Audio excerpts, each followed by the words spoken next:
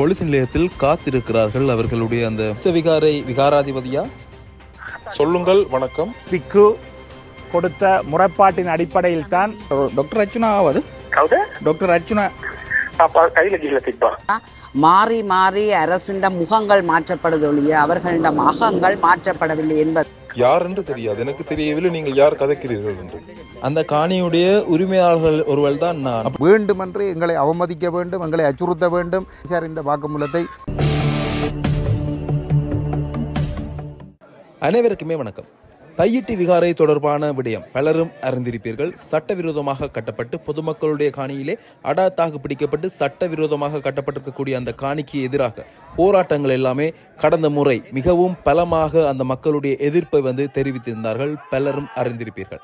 போராட்டத்தில் பலரும் ஈடுபட்டிருக்கக்கூடிய அந்த நேரத்தில் குறித்த சட்டவிரோத விகாரையினுடைய விகாராதிபதியால் முறைப்பாடு செய்யப்பட்டு இன்றைய தினம் சிலர் போலீஸ் நிலையத்துக்கு அழைக்கப்பட்டு அங்கே விசாரணைக்கு உள்வாங்கப்பட்டிருந்தார்கள். அதே சமயம் இந்த விகாரையிலே இருக்கக்கூடிய விகாராதிபதி பொதுமக்கள் யாரும் தன்னை சந்திக்கவில்லை அல்லது அந்த காணியின் உரிமையாளர்கள் தன்னை சந்திக்கவில்லை என யாழ் மாவட்ட பாராளுமன்ற உறுப்பினர் ஒருவர் அந்த விகாரைக்கு சென்ற சமயம் அவரிடம் தெரிவித்ததாக அவர் தகவல் வெளியிட்டிருந்தார். அவ்வாறு காணி உரிமையாளர்கள் யாரும் அவரை சென்று சந்திக்கவில்லை என்று அவர் கூறிய விடயம் முற்றுமுழுதாக பொய்யான விடயம் என காணியினுடைய உரிமையாளர்கள் தங்களுடைய ஆதங்கங்களையும் தெரிவித்திருந்தார்கள். அதே சமயம் அவருடன் கதைத்திருக்கக்கூடிய அந்த உரையாடல் தொலைபேசியின் மூலம் அவரிடம் கதைத்திருக்கக்கூடிய அந்த உரையாடல் மூலமாகவும் இதை அவர்கள் உறுதிப்படுத்துகிறார்கள்.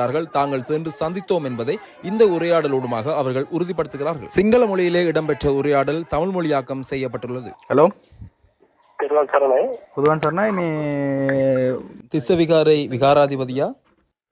சொல்லுங்கள். வணக்கம். வணக்கம். வைத்தியர் அர்ச்சுனா வந்தாரா? யார்? வைத்தியர் அர்ச்சுனா. ஆம், வந்திருந்தார். அவரிடம் நீங்கள் காணி உரிமையாளர் ஒன்றும் கதைக்கவில்லை என்று ஏதும் சொன்னீர்களா? யார்? அந்த காணி உரிமையாளர்கள் இருக்கிறார்கள் தானே, அவர்கள் உங்களிடம் வரவில்லையா? கதைப்பதற்காக உங்களிடம் அவர்கள் வரவில்லையா? இல்லை, அப்படியாக யாரும் வருவதை நான் பார்க்கவில்லை. இல்லை, நேற்று அல்ல, முதல் வரவில்லையா யாரும்? இல்லை, வரவில்லை. ஒரு தரம் வரவில்லை? இல்லை, யாரும் வரவில்லை. நானும் காணி உரிமையாளர் தான் கதைக்கின்றேன். நான் வரவில்லையா? எனக்கு ஞாபகம் இல்லை வந்ததாக. உங்களுக்கு ஞாபகம் இல்லையா? ஞாபகம் இல்லை என்றால் அப்படி சொல்ல வேண்டிய தேவையில்லை தானே வரவில்லை என்று. யார்? இல்லை, காணி உரிமையாளர்கள் நாங்கள் 5-6 பேர் உங்களிடம் வந்தோம். உங்களிடம் கதைத்திருந்தோம். எந்த காலத்தில்? எந்த காலம் என்றால் 2 வருடங்களுக்கு முதல், போராட்டங்கள் ஆரம்பிப்பதற்கு முதல் நாங்கள் உங்களிடம் வந்திருந்தோம். எனக்கு இப்போது ஞாபகம். சரி, ஞாபகம் தானே? ஞாபகம். அப்படி என்றால் நீங்கள் சொன்னது பிழைதானே?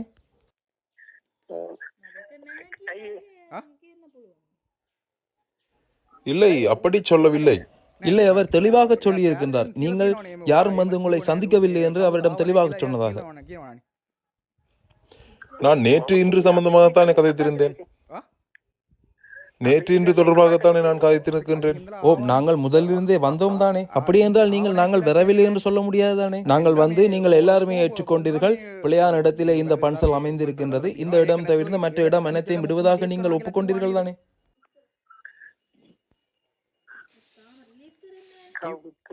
சொன்னீர்களா இல்லையா? யார் என்று தெரியாது. எனக்கு தெரியவில்லை நீங்கள் யார் கதைக்கிறீர்கள் என்று. அந்த காணியுடைய உரிமையாளர்கள் ஒருவர் தான் நான். அப்படியான உரிமையாளர்கள் 15, 16, சரி 20, சரி தற்பொழுது 16 பேரிடம் இதுக்குரிய ஒப்புகள் இருக்கின்றது. அப்படி என்றால் நீங்கள் சொல்லுங்கள்.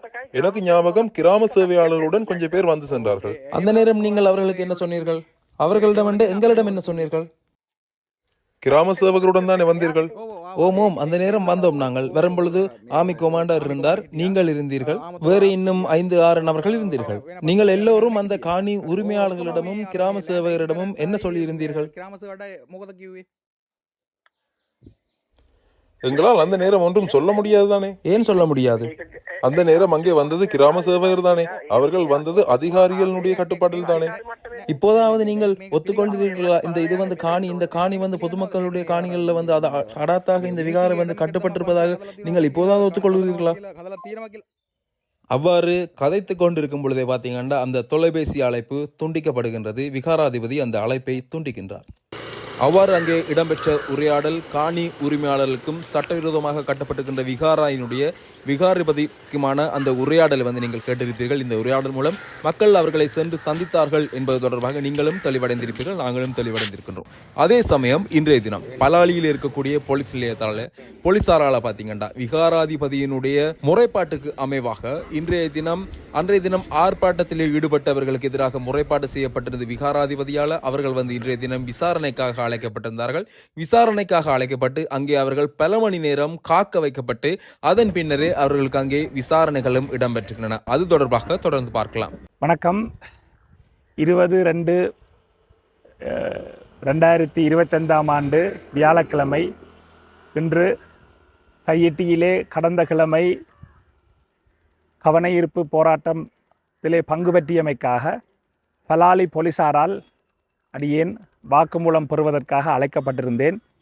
இங்கே பலாலி போலீஸ் நிலையத்துக்கு 12 மணிக்கு வர சொல்லி அறிவித்தல் வழங்கப்பட்டிருந்தது. நாங்கள் இங்கே சரியாக 12 மணிக்கு வந்திருந்தேன். இருந்தும் 2 மணி நேரங்கள் காக்க வைத்து அதன் பிறகுதான் எங்களுடைய வாக்குமூலம் பெறப்பட்டிருக்கிறது. இந்த போலீஸ் நிலையத்துக்கு பொறுப்பதிகாரியாக இருக்கக்கூடிய ஓஏசி இன்று லீவிலே இருப்பதாகவும் அதற்கு பதிலாக செயற்பட்டு கொண்டிருப்பவர் வெளியிலே நிற்பதாகவும் அவர்கள் வந்ததன் பிற்பாடுதான் வாக்குமூலம் எடுக்கப்படும் என்று சொல்லி எங்களை காக்க வைத்திருந்தார்கள். அந்த விதத்திலே இந்த வாக்குமூலம் பெறுவதற்காக அழைத்து காக்க வைத்தமையை நாங்கள் இந்த நேரத்திலே வன்மையாக கண்டிக்கின்றோம்.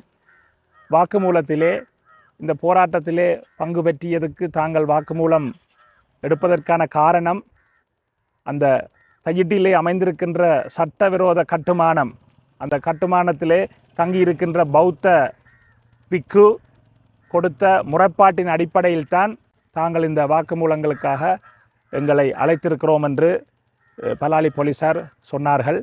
அவர் கொடுத்த முறைப்பாட்டின் அடிப்படையிலே உங்களிடம் நாங்கள் சில வாக்குமூலத்தை பெற வேண்டும் என்று சொல்லியிருந்தார்கள்.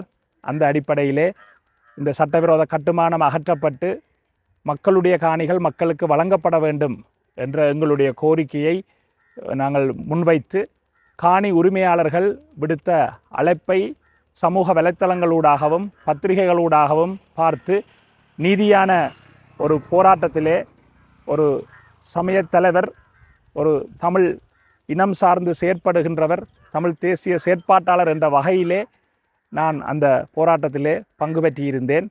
அந்த அடிப்படையிலே அவர்கள் கேட்டிருந்தார்கள், பிரதேச செயலகத்துக்கோ அல்லது நீதிமன்றத்துக்கோ நீங்கள் ஏன் செல்லவில்லை என்று கேட்டிருந்தார்கள். நான் ஒரு இடமும் செல்லாவிட்டாலும் காணி உரிமையாளர்களும் எங்களுடைய யாழ் மாவட்ட பாராளுமன்ற உறுப்பினர்களும் மேலும் இந்த விடயத்திலே செயற்பட்டு கொண்டிருப்பவர்களும் ஏற்கனவே தெல்லிப்பளை பிரதேச செயலக ஒருங்கிணைப்பு குழு கூட்டமாக இருக்கலாம் அல்லது யாழ் மாவட்ட செயலக ஒருங்கிணைப்பு குழு கூட்டமாக இருக்கலாம், அவற்றிலே நிறைவேற்றப்பட்ட தீர்மானங்கள், வலிவடக்கு பிரதேச சபையிலே நிறைவேற்றப்பட்ட தீர்மானம், இப்படியான அரச திணைக்களங்கள் கட்டமைப்புகள் ஊடாக நிறைவேற்றப்பட்ட தீர்மானங்களை மீறி இந்த கட்டுமானம் நடைபெற்று முடிந்திருக்கிறது. இராணுவத்தினர் இதனை கட்டி முடித்திருக்கிறார்கள். ஆகவே அந்த இடத்திலே தான் இந்த செயலகங்கள் ஊடாக திணைக்களங்கள் ஊடாக எங்களுக்கு நீதி கிடைக்கும் என்ற நம்பிக்கை இல்லை என்று சொல்லியிருந்தேன். நீதிமன்றத்தையே நாடவில்லை என்ற கேள்வி கேட்ட பொழுது நீதிமன்றத்திலே எங்களுக்கு நீதித்துறையிலே நம்பிக்கை இல்லை. முல்லைத்தீவு மாவட்டம் குருந்தூர் மலையிலே நீதிமன்றத்தால் வழங்கப்பட்ட தீர்ப்பை மீறி இரவோடிரவாக விகாரையெல்லாம் கட்டி முடிக்கப்பட்டது. ஊடகவியலாளர்கள், சர்வதேச ஊடகவியலாளர்கள், அனைத்து தமிழ் மக்களும் அந்த இடத்துக்கு செல்வது இராணுவத்தால் மறிக்கப்பட்டு அந்த விகாரை அங்கே கட்டி முடிக்கப்பட்டது. அது மட்டுமல்ல, நீதிமன்ற தீர்ப்பை வழங்கி இருக்கக்கூடிய முல்லைத்தீவு மாவட்ட நீதிபதி சரவணராஜா ஐயா அவர்கள் உயிர் அச்சுறுத்தலுக்கு உட்படுத்தப்பட்டு அவர் இப்பொழுது எங்கிருக்கிறார் என்றே தெரியாத ஒரு நிலை இருக்கிறது. ஆகவே இப்படியான ஸ்ரீலங்காவினுடைய நீதித்துறையிலே எங்களுக்கு நம்பிக்கை இல்லை. அதனால்தான் காணி உரிமையாளர்கள் இது சம்பந்தப்பட்டு போராடி கொண்டிருக்கின்ற நாங்கள் நீதிமன்றத்தை நாடவில்லை என்பதையும் இதிலே பதிவு செய்திருக்கிறேன். அது மட்டுமல்ல, நாங்கள் மக்களுக்காக குரல் கொடுத்து கொண்டிருக்கின்ற பல பொது பணிகளிலே ஈடுபட்டு கொண்டிருக்கின்ற ஆன்மீக பணிகளிலே ஈடுபட்டு கொண்டிருக்கின்ற என்னை இப்படி பலாலி போலீஸ் நிலையம் வருமாறு அழைத்து வாக்குமூலம் பெற வேண்டும் என்று இங்கே அழைத்து இங்கும் 2 மணி நேரம் காக்க வைத்து இந்த வாக்குமூலத்தை பெற்றுக்கொண்டது மிகவும் மன வருத்தத்தை எனக்கு அளிக்கிறது, கண்டனத்துக்கு பட்டிருந்தேன். உண்மையில் என் மனதில் சிறு வயதிலே ஏற்பட்ட இந்த அரசு மேலே ஏற்பட்ட மன உணர்வானது இச்சவரை மாற்றப்படவில்லை என்றுதான் மிகப்பெரிய செய்தி. ஏனென்று சொன்னால் மாறி மாறி அரசின் முகங்கள் மாற்றப்படுதொழிய அவர்களிட அகங்கள் மாற்றப்படவில்லை என்பதை இன்றைய நிலையிலும் கூட உணரக்கூடியதாக இருந்தது. ஜனநாயக வழியிலே சட்டவிரோத கட்டடத்துக்கு எதிராக போராடிய எங்களை கூப்பிட்டு இவ்வளவு நேரம் 4 மணித்தியாலங்களுக்கு மேலாக இருந்து காத்திருந்து நாங்கள் இந்த விசாரணைக்கு அழைக்கப்பட்டிருந்தோம். நான் பாடசாலை ஆசிரியராக இருந்து கொண்டு பாடசாலை முடிவிட்டதும் வந்து இந்த விசாரணைக்கு வருகிறேன் என்ற இல்லை 11 மணிக்கு நிற்க வேணும் என்று சொன்னவர்கள் என்னிடம் விசாரணை எடுத்தது 2:30 மணிக்கு பிறகுதான். அந்த வகையிலும் கூட இன்னும் இந்த இனவாத அரசு தன்னை இனவாதத்தை மட்டும்தான் செயற்படுத்தி கொண்டிருக்குதுன்ற இன்றைக்கு மாற்றம் வந்திருக்குன்னு சொல்கிற அத்தனை தரப்புகளுமாவது இதை மீண்டும் உணர்ந்து தமிழ் மக்களுக்கான ஒரு விடுதலைக்கான கரத்தை கொடுக்க வேண்டும் என்று இந்த இடத்துல நான் கேட்டுக்கொள்கிறேன். நன்றி. பலாலி போலீஸ் நிலையத்திற்கு வாக்குமூலம் வழங்க வருமாறு நேற்றைய தினம் எங்களுக்கு ஒரு அழைப்பு கட்டளை வந்திருந்தது. அதிலே அண்மையில் தையிட்டியிலே நடைபெற்ற போராட்டம் தொடர்பாக வாக்குமூலம் பெறுவதற்காக வருமாறு குறிப்பிட்டிருந்தார்கள். அந்த அடிப்படையிலே இன்று 12 மணிக்கு என்னை வருமாறு கட்டளையிலே குறிப்பிடப்பட்டிருந்தது. அதுபோன்று வாசுயக்கா அவர்களை 11 மணிக்கு வருமாறு அவருக்கு ஒரு அழைப்பு கட்டளை கொடுக்கப்பட்டிருந்தது. அந்த அடிப்படையில் வாசுயக்கா 11 மணிக்கு இங்கே வந்திருந்தார். நான் ஒரு 11:45 அளவிலே 11:55 மணி அளவிலே நான் இங்கே வந்திருந்தேன். அதேபோன்று வேலன் சுவாமி அவர்களும் அந்த நேரத்திற்கு வந்திருந்தார். ஆனால் கிட்டத்தட்ட 2 மணி நேரங்கள் கடந்துதான் எங்களிடம் வாக்குமூலங்கள் பெறப்பட்டது. நான் நினைக்கிறேன் வாசுயக்கா கிட்டத்தட்ட ஒரு 3 மணித்தியாலங்கள் 2.5 மணித்தியாலத்துக்கு மேலே வாசுயக்கா காத்திருக்க வேண்டியிருந்தது. இந்த இடத்திலே இந்த போராட்டத்தில் நாங்கள் கலந்து கொண்டமை தொடர்பாக அந்த சட்டவிரோதமாக ஆக்கிரமித்து விகாரியை கட்டிவிட்டு அங்கே இருக்கின்ற பிக்கு கொடுத்த முறைப்பாட்டின் அடிப்படையிலே தான் எங்களை இந்த விசாரணைக்கு அழைத்ததாக அந்த போலீசார் தெரிவித்திருந்தார்கள். அந்த அடிப்படையிலே நாங்கள் என் அடிப்படையில் இந்த போராட்டத்திலே கலந்து கொண்டிருந்தோம் என்பதை அவர்கள் கேட்டிருந்தார்கள். அந்த வகையிலே நான் அவர்களுக்கு தெளிவு கூறினேன். கடந்த 2021ஆம் ஆண்டு நாங்கள் நாடாளுமன்ற உறுப்பினர்களாக இருந்த பொழுது காணி உரிமையாளர்களால் எங்களுக்கு இந்த விடயம் எங்களுடைய கவனத்திற்கு கொண்டு வரப்பட்டிருந்தது. அதாவது தங்களுடைய காணியிலே சட்டவிரோதமான முறையிலே இராணுவத்தினர் விகாரை அமைக்கிறார்கள் என்று சொல்லி அந்த விடயம் தொடர்பாக நாங்கள் தெல்லிப்பளை பிரதேச செயலகத்திலே நடைபெற்ற ஒருங்கிணைப்பு குழு கூட்டத்திலே அந்த விடயத்தை பிரஸ்தாபித்து அது தனியாருடைய காணியில் உறுதி காணியிலே சட்டவிரோதமாக அந்த விகாரை அமைக்கப்படுகிறது என்பதை தெரியப்படுத்தியிருந்தேன். அதே போன்று அங்கே பிரதேச சபையினுடைய வெளிவடக்கு பிரதேச சபையினுடைய அதிகாரிகளும் அது தனியார் காணி என்பதனையும் குறித்த கட்டுமானம் தொடர்பாக எந்த விதமான சட்ட அனுமதிகளும் பெறப்படவில்லை என்பதனையும் ஒப்புக்கொண்டிருந்தார்கள். அதே போன்று பிரதேச செயலாளர் குறித்த காணிகள் தனியாருடைய காணிகள் என்பதனை உறுதிப்படுத்தியிருந்தார். அந்த அடிப்படையில் அங்கிருந்த சிவில் அமைப்புகளும் குறித்த இணைந்து குறித்த கட்டுமானம் ஒரு சட்டவிரோத கட்டுமானம், இது இனங்களுக்கு இடையிலே ஒரு விரிசலை ஏற்படுத்துகின்ற நோக்கத்தோடு அமையப் போகின்ற ஒரு கட்டுமானம். ஆகவே இது தடுத்து நிறுத்தப்பட்டு உரிமையாளர்களிடம் காணிகள் கையளிக்கப்பட வேண்டும் என்ற தீர்மானம் அந்த ஒருங்கிணைப்பு குழு கூட்டத்தில் எடுக்கப்பட்டது என்பதனை பதிவு செய்திருக்கிறேன். அதே போன்று அதற்கு பிற்பாடு யாழ்ப்பாணம் மாவட்ட ஒருங்கிணைப்பு குழு கூட்டத்திலே நடைபெற்ற ஒருங்கிணைப்பு குழு கூட்டம் நடைபெற்ற பொழுது எங்களுடைய கட்சியின் தலைவரும் பாராளுமன்ற உறுப்பினராகவும் இருந்த கௌரவ கஜேந்திரகுமார் பொன்னம்பலம் அவர்கள் இந்த விடயத்தை அங்கே விவாதத்திற்கு எடுத்து இந்த தனியார் காணிகளிலே கட்டப்படுகிற இந்த கட்டுமானம் சட்டவிரோத கட்டுமானம் நிறுத்தப்பட வேண்டும் என்ற அந்த கோரிக்கையை அங்கே முன்வைத்திருந்தார். அந்த இடத்திலே ஒருங்கிணைப்பு குழு தலைவர் உட்பட அரசாங்க அதிபர் மற்றும் பிரதேச செயலாளர் பிரதேச சபையினுடைய அதிகாரிகள் அனைவருமே அது தனியார் காணி என்பதும் சட்டவிரோதமாக குறித்த கட்டுமானம் அமைக்கப்படுகிறது என்பதையும் ஏற்றுக்கொண்டிருந்தார்கள். அந்த அடிப்படையிலே மாவட்ட செயலகத்திலும் ஒருங்கிணைப்பு குழு கூட்டத்திலும் இந்த கட்டுமானம் நிறுத்தப்பட வேண்டும் என்ற தீர்மானம் நிறைவேற்றப்பட்டிருந்தது. அந்த தீர்மானம் எடுக்கப்பட்ட பொழுது யாழ் மாவட்டத்தினுடைய இராணுவ உயர் அதிகாரிகளும் போலீஸ் உயர் அதிகாரிகளும் இருந்தார்கள், அங்கே பிரசன்னமாகி இருந்தார்கள்.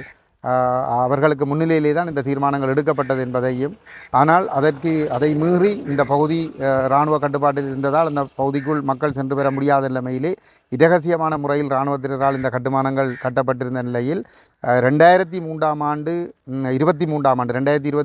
ஆண்டு ஏப்ரல் மாத இறுதி பகுதியில் மே மாதம் முதல் வாரத்திலும் காணி உரிமையாளர்களுக்கு தகவல் கிடைத்திருந்தது, அந்த விகாரை கட்டி முடிந்து விட்டது, திறப்பு விழா நடைபெறப் போகிறது என்று சொல்லி அந்த இடத்திலே தான் உடனடியாக காணியினுடைய உரிமையாளர்கள் எங்களை அணுகி இது சட்டவிரோதமாக இதை கட்டி முடித்து விட்டார்கள், அதை திறக்கப் போகிறார்கள், அதற்கு எதிர்ப்பு தெரிவிக்க வேண்டும், எங்களுடைய ஒத்துழைப்பு வேண்டும் என்று கேட்டிருந்தார்கள். அந்த அடிப்படையிலே 2023 மே 3ஆம் தேதி நாங்கள் ஒரு கவனஈர்ப்பு போராட்டத்தை காணி உரிமையாளர்களோடு ஆரம்பித்திருந்தோம். அன்றைய நாளிலிருந்து அதற்கு பின்னர் வருகின்ற ஒவ்வொரு பௌர்ணமி நாளிலும் அதற்கு முதல் நாள் ஆரம்பித்து பௌர்ணமி தினம் மாலை வரைக்கும் நாங்கள் இந்த போராட்டத்தை நாங்கள் நடத்தி கொண்டிருக்கிறோம். ஜனநாயக முறையிலே தான் நாங்கள் நடத்துகிறோம். எந்த விதமான செயல்களிலும் நாங்கள் ஈடுபட்டது கிடையாது. நீதிமன்றம் அந்த போராட்டம் எவ்வாறு நடத்த வேண்டும் என்று 6 கட்டளைகளை பிறப்பித்துக் கொண்டிருக்கின்றது. அந்த கட்டளைகள் போலீசாரால் ஒவ்வொரு முறையும் அங்கே கொண்டு வந்து ஒட்டப்படும் அல்லது வாசித்து காட்டப்படும். அதன் பிரகாரம் நாங்கள் அந்த நீதிமன்ற கட்டளைகளுக்கு கட்டுப்பட்டுத்தான் நாங்கள் இந்த போராட்டங்களில் ஈடுபட்டிருக்கிறோமே தவிர இந்த ஒரு இடத்திலும் நாங்கள் நீதிமன்ற கட்டளைகளை மீறவில்லை. எங்களை பொறுத்தவரையிலே இந்த காணிகள் உரிமையாளர்களிடம் கையளிக்கப்பட வேண்டும். இது ஒரு சட்டவிரோத கட்டுமானம். இந்த சட்டவிரோத கட்டுமானம் அகற்றப்பட்டு இந்த காணிகள் கையளிக்கப்பட வேண்டும் என்பதுதான் எங்களுடைய நிலைப்பாடு. அந்த அடிப்படையிலே நாங்கள் இந்த போராட்டத்தை நடத்தி கொண்டிருக்கிறோம் என்பதை நாங்கள் இங்கே பதிவு செய்திருக்கிறோம். உண்மையிலே இது ஒரு மிகவும் கவலைக்குரிய ஒரு விடயம் என்னவென்று சொன்னால், தனியாருடைய யுத்தத்தினால் 30 ஆண்டுகளுக்கு மேலாக பாதிக்கப்பட்ட மக்கள் தங்களுடைய காணிகள் விடுவிக்கப்பட வேண்டும் என்று போருக்கு பின்னர் 15 ஆண்டுகளாக இயங்கிக் கொண்டிருக்கின்ற பொழுது சட்டம் ஒழுங்கை பாதுகாக்க வேண்டிய முப்படையினரும் போலீசாரும் கூட்டாக இணைந்து இந்த சட்டவிரோதமான கட்டுமானத்தை கட்டுவதற்கும் அதற்கு பின்னர் அந்த கட்டுமானத்துக்கு பாதுகாப்பு வழங்குவதற்கும் துணை நிற்கிற பொழுது மக்கள் தெருவிலே நின்று போராடி கொண்டிருக்கின்றார்கள். அந்த மக்களுக்காக இங்கே போலீசார் இல்லை. அவர்கள் முழுமையாக இந்த ஆக்கிரமிக்கப்பட்டிருக்கிற பௌத்த விகாரைக்கும் அந்த விக்கிவுக்கும் பாதுகாப்பு கொடுப்பதற்கு தான் அவர்கள் செயல்பட்டு கொண்டிருக்கின்றார்கள். இவர்களுடைய செயல்பாடுகள் தமிழ் மக்களுக்கு மேலும் மேலும் இலங்கை அரசு மீதும் அரச கட்டுமானங்கள் மீதும் நம்பிக்கை இழந்து போகின்ற நிலைமையை தான் அதிகரித்து கொண்டிருக்கின்றது. எங்களுக்கு நீதித்துறை மீது நம்பிக்கை இல்லை என்பதையும் நாங்கள் அங்கே பதிவு செய்திருக்கிறோம். நீதித்துறை மீது நம்பிக்கை கொள்ள முடியாமல் இருப்பதற்கு அடிப்படை காரணமாக இருப்பது போலீசார்.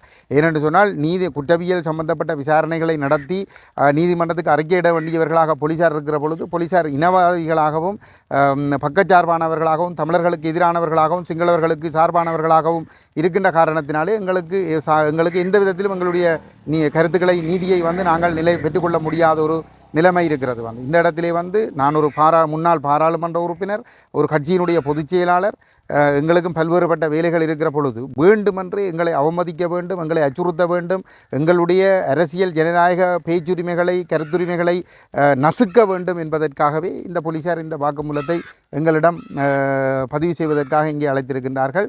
எங்களை 2 மணி நேரம் காக்க வைத்ததற்காக எங்களுடைய வலிமையான கண்டனங்களை தெரிவித்துக் கொள்கின்றோம். அதே நேரத்திலே இந்த போலீசார் இவ்வாறு இந்த வாக்குமூலம் பெறுகின்ற செயல்பாடுகளுக்கு ஒரு முற்றுப்புள்ளி வைக்கப்பட வேண்டும். ஏற்கனவே எங்களுக்கு எதிராக கடந்த ஜனவரி மாதம் இந்த பலாலி ஓய்சியினாலே மல்லாக நீதிமன்றத்தில் ஒரு பொய் வழக்கு பதிவு செய்யப்பட்டிருக்கின்றது. அது தொடர்பாக நான் போலீஸ் மா அதிபருக்கு கூட ஒரு கடிதம் ஒன்று அனுப்பியிருக்கின்றேன். இந்த ஓய்சி எங்களை பழிவாங்குகிற விதமாக செயல்படுகின்றார் என்று ஒரு கடிதம் கூட அனுப்பி வைத்திருக்கின்றேன். ஆனால் அதற்கு எந்த விதமான பதிலும் எங்களுக்கு வரவில்லை. இந்த பழிவாங்கும் செயல்பாடுகளும் அச்சுறுத்தல் செயல்பாடுகளும் தொடர்ந்து கொண்டிருக்கின்றது. இருந்தாலும் எங்களுடைய உரிமைக்கான போராட்டம் தொடரும். எங்களுடைய மக்களோடு நாங்கள் தொடர்ந்து நின்று போராடுவோம்.